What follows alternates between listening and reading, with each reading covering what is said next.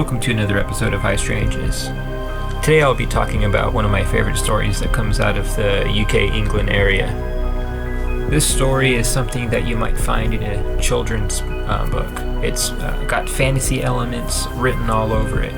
You know, it could have been something that you read as a kid from some sort of medieval fantasy or something like that. There's elements there, but at the same time there's elements of science fiction, and there's definitely also elements of paranormal activity as well.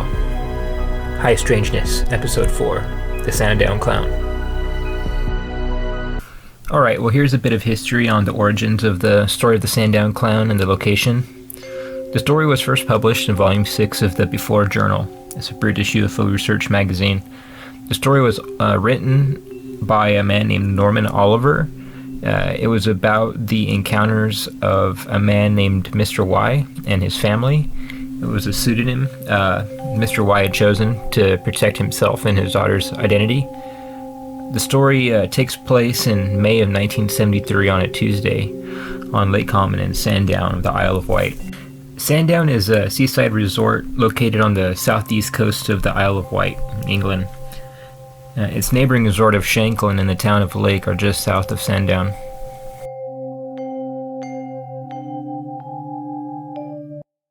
The story's setting takes place of two children playing in a swampy meadow near Sandown Airport when suddenly they hear a siren going off, not too different from an ambulance sound.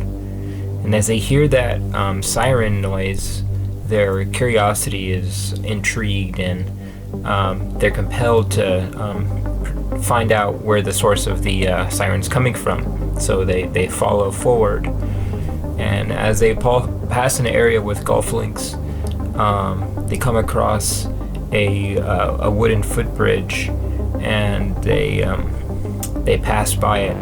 And as they pass by it, they notice a strange blue hand appear from below the bridge, and as soon as they notice that, a figure drops down into the watery area below and splashes, and he actually drops a book, and he quickly hops around knee-high in a really strange, like, jumping form and retrieves his book. The children look on in a strange curiosity at the figure. It's very tall, about 7 feet tall actually. It's got a round circular head with no neck seemingly, as its head and its shoulders just meet at a red collar. And he's got a yellow pointy hat that goes around his head, and at the end of the point there's a black bauble, and 2 pairs of antennae shoot from each side of its head. And on its face, which is pale and paper-like as it's described, are 2 blue triangles for eyes, a brown square for a nose, and still non-moving yellow lips. It also was said to wear a green tunic and white pants. It had no shoes, and it had bare feet. Its feet only had 3 toes, and its hands wore those blue gloves, and on each hand only 3 fingers. There's an artist rendition of the figure which I'll be showing, but it's strange description. It's almost like it was a clown or a robot, an alien, something in between all those things. But at the moment when the children looked on at the figure, it pulled out what looked to be a megaphone or a microphone, and as it spoke into the microphone, that loud siren noise appeared again, and it blared outwards, and it frightened the children. The little girl stood her ground, and a still curiosity or something that kept her to stay, and the boys' feet began to buckle like it wanted to run, and suddenly the wailing noise stopped, and from out of the microphone a voice, a kindly toned voice, said, "Hello, are you still there?" And that kindly voice encouraged the children not to be scared anymore. and the little girl kind of coaxed the little boy to follow as they approached the strange-looking, kindly-spoken figure. And as it reached for its book, it started writing and pointing to words. And as it pointed to the words, it said, "Hello, and I am All Color Sam." The girl, she actually looked at the book as the figure was doing this and pointing to the words and saying, and she described that the words were actually not in the proper order as it was pointing and speaking, but all the same, she read aloud with the figure, "Hello, and I am All Color Sam." And at this point, I guess the kids just started to feel more comfortable around the figure. So the girl began to ask questions. She asked, why were his clothes ripped? To which it replied, it only owned one set of clothing. And so she asked, "You look human. Are you human?" To which it replied simply, "No." She asked then, "Well, then are you a ghost?" And to which it said back, "Well, not really, but I am in an odd sort of way." To which she asked, "Well, what are you then?" To which it laughed in a chuckle, "You know." The figure then declared to them that it actually had no name. It said, "He has no name." It then began to draw pictures of others of its kind in its book, to which it showed the children. It told the children that it was afraid of humans, that they would become aggressive and want to hurt it if they saw it, and that if they were to attack him, that he wouldn't show any resistance and he wouldn't fight back. The figure then presented to the children a large metallic hut that looked something like a metal work shed to the children. He invited the children to go into its metal shed, to which the children agreed and followed. They described having to crawl into a flap area, and once they got into the shed, it appeared larger on the inside than on the outside, and there was 2 levels to it, and there was green and blue wallpaper and strange knobs and devices on the walls. But it was furnished with really plain wooden furniture all over the place. Wooden chairs, wooden table, wooden bed. The children hung out with the being in his shed for a while, and they sat down at the hut with the being, and it explained to them that it ate berries that grew locally in the area, and it once you cleaned the stream water, it was drinkable. And it said it actually had another camp on the mainland. And as the being sat down at the wooden table with the children, it removed its pointy yellow hat, which revealed big, round, white, pale ears and sparse strings of brown and red hair on a near bald head. And he performed a funny trick for the kids. It would grab one of the local berries that it would eat, and he put it in its ear, and its big earlobe, and then thrust its head forward, and then the berry would reappear in his eye socket, and then it would thrust its head forward again, and then the berry would appear in its mouth, to which you would eat the berry for the children. He did this a couple of times for the kids, which it interested them and it entertained them all the same. And the kids actually hung out with the being for just over 30 minutes. And when the kids had their fill of spending time, they said their goodbyes and departed from the metallic shed, crossed past the golf links, ran back home, with excitement. And the first 2 adults that they saw, they ran up to them, and in an excited manner they explained to them that they had seen a ghost, to which the adults quickly laughed it off and told the kids to go home. The boy went home his own separate way, and the girl went back home her own separate way as well. And When she explained to her father, who was actually Mr. Y, the story, he was shocked by the amount of detail that she gave to him, so much that the man, Mr. Y, called the boy and cross-examined the boy and just to get his side of the story, which was eerily similar, but maybe with a bit of less detail. It intrigued Mr. Y so much that he actually returned to the spot that his daughter described, and he saw nothing there. Now, you would think Mr. Y, being on vacation with his daughter, at this location, and letting his daughter go play and have fun, and returning back with a wild story like this, that he would attribute it to just a possible wild imagination of his daughter and dismiss it right away. But he didn't.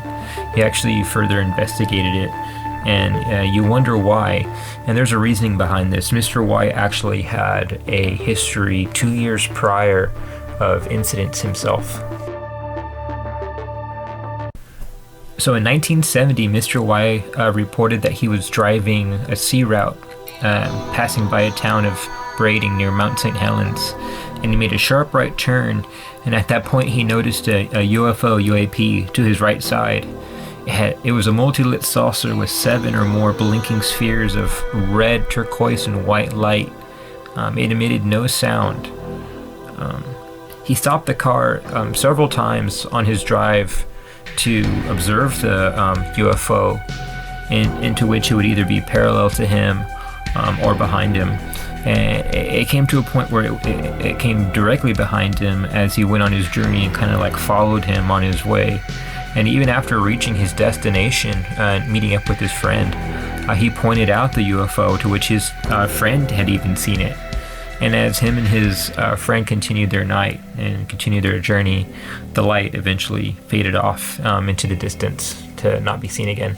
On March 1st of 1972, between the hours of 9 p.m. and 10 p.m., Mr. Y reported that during an evening of adverse weather conditions, he felt a sudden compelling urge to drive to Compton Bay, and there he reached the cliffside, and once he looked into the water below, he witnessed 2 yellow glowing orbs disturbing the water, creating water torrents and waves splashing about as these 2 huge orbs moved within the water. And as he thought to himself, this must be like some sort of huge, massive sea creature or some large submerged vehicle, some future tech submersible UFO vehicle or something like that. And eventually the lights vanished and the tides subsided. And he never told these stories to his daughter or anything like that before hearing her encounter with the Sandown Clown. The scientific explanation behind the Sandown Clown. A story like this is hard to try to pin down with science. I guess the most reasonable explanation you could come up with is that, this was just some wild fantasy story created by 2 children playing in a meadow, in the swamp. They let their imaginations run wild, and they returned and told their father the story, but what about the dad's own encounters and things, for that, I guess you would have to say it was some sort of, swamp gas or like some sort of strange light phenomenon, some weather phenomenon. But they just don't really make a lot of sense. There's no like clear-cut scientific explanation. You can try to come up with some things and assume, make some assumptions, but those were the big ones I could say to try to explain some of it. Alright, so what about the tinfoil hat explanation for all of this? If I were to give some sort of wild speculation, and if this story was true to any sort of degree, then this being does sound like something that was from another dimension. It was some sort of extra-dimensional being from some sort of space or dimension beyond our own. Just because the way it presented itself, the way that it was showing itself, it appeared as though something that was giving off some sort of fake appearance, something that would be easy on the children's mind, something like a clown, Though, if you've ever talked with somebody that's in the DMT space or messes with strong psychedelics, they'll mention sometimes mechanical fairies or clowns and things like that. So that's kind of interesting to consider that this extra-dimensional being was also some sort of strange clown form. But anyways, the way it tried to communicate at first is through sound. It used a megaphone or a microphone, and it wailed that horrible siren noise at the children. So maybe that was its initial form of trying to communicate. And then once that didn't work, it busted out its notepad and it started to write out formed language in writing, another form of communication, so it figured this first thing didn't work, so now I'm going to try to write it out. And then it spoke, and once it realized that verbal communication worked, or maybe perhaps it was using psionics, since they were saying that the lips were still moving at times. And some of the choice of words that it says are peculiar. It says, I am all colors Sam. All colors you could think of as perhaps it was saying, I am all light. I am all the colors that exist. I am all the frequency. Maybe I am all things. Maybe alluding to its, extra-dimensional nature. It's also strange that it had a book with it. That it was super attached to when it dropped the book and went to retrieve it, so it must have been something important to it, which is another piece of the puzzle. It's also interesting that it would say that, hello and I am all colors Sam, and then again it would let the children know I have no name. So, Sam wasn't really its name, if that's how the story goes, and it perhaps was something from another dimension. And then it's stating that it wasn't a ghost, but it was maybe something like that, so maybe alluding to that it is a ghost to us. It might as well be a ghost to us because it exists on a plane of reality beyond our comprehension. So to us it might as well be something that's invisible, or something that is a ghost on our plane. I think the creepiest thing that it probably says is when the children were trying to make sense of, when it said it wasn't a ghost, but, maybe something like it, and it definitely wasn't human. And the children asked it, well, what are you then? And then it replied back to them, you know what? It's so strange, that was, it seemed like this being for the most part was friendly, but what a strange reply, you know what I mean? There's almost a bit of disturbing nature to that answer. And even at the end of the BUFORA article about the whole story about the Sandown Clown, Mr. White says that I get the impression that Faye was somehow taken into a bubble of alien reality created by this strange personage. So Mr. White even himself admitted that he thought this was some sort of extra-dimensional being as well that had taken his daughter into some sort of strange alien bubble reality.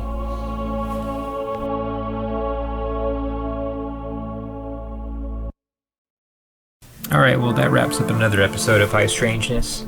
I hope you guys enjoyed this one, and I hope you'll continue to enjoy the future episodes of High Strangeness I have in store for you. And if you have any questions, feel free to comment below.